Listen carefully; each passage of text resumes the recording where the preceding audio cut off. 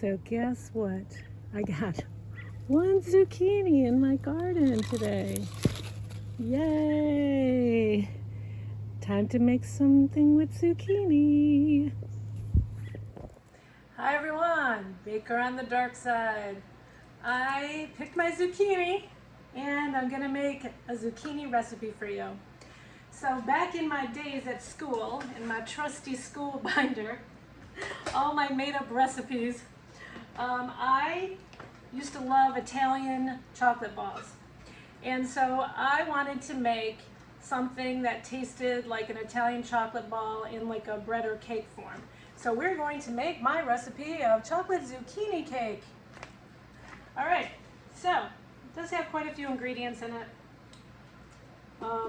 We're gonna do what we can. All right, so hopefully you guys will try it.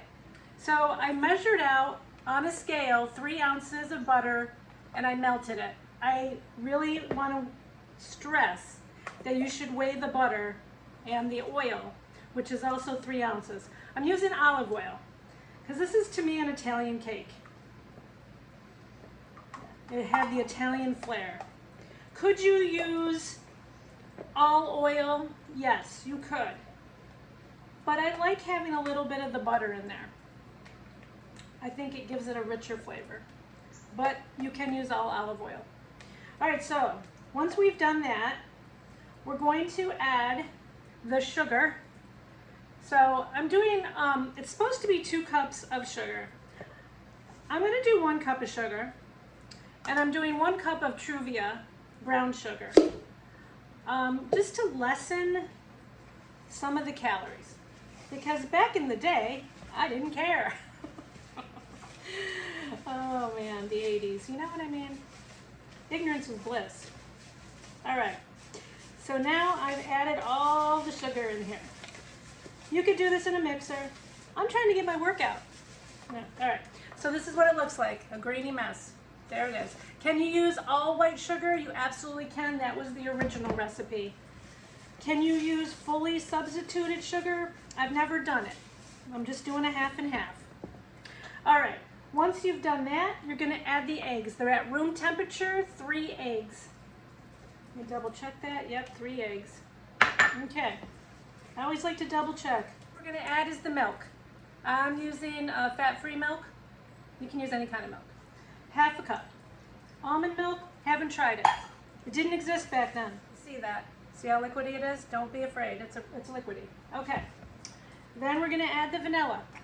So that is 2 teaspoons of vanilla. All right, now we're going to add the zucchini. Now the note about the zucchini, you see that? I did this in a food processor. I halved it, I left the skin on, I de-seeded it, took all the seeds out, I chopped it into chunks, and then I put it in the food processor a half a bit at a time. And so I like my zucchini like really down.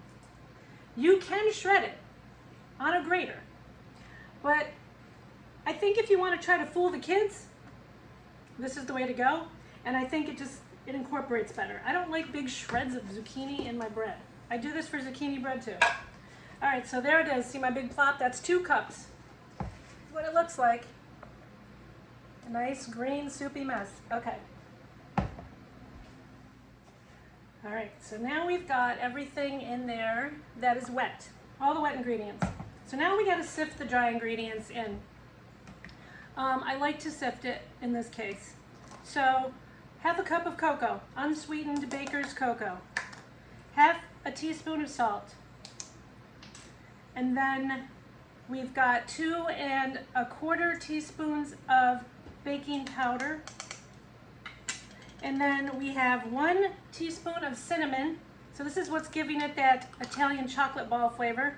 And then a 1/4 teaspoon of ground cloves, which smells so good the minute you have it. All right, so I'm gonna just kind of sift that in. Then we're gonna sift in 2 1/2 cups of all-purpose flour. Okay, all of the sifted dry ingredients are in there. We're gonna fold these in. All right, now that everything has been stirred in, this is the consistency you're looking for. Okay? Just like a cake batter with some zucchini in it. Now, this would easily make a 13 by 9.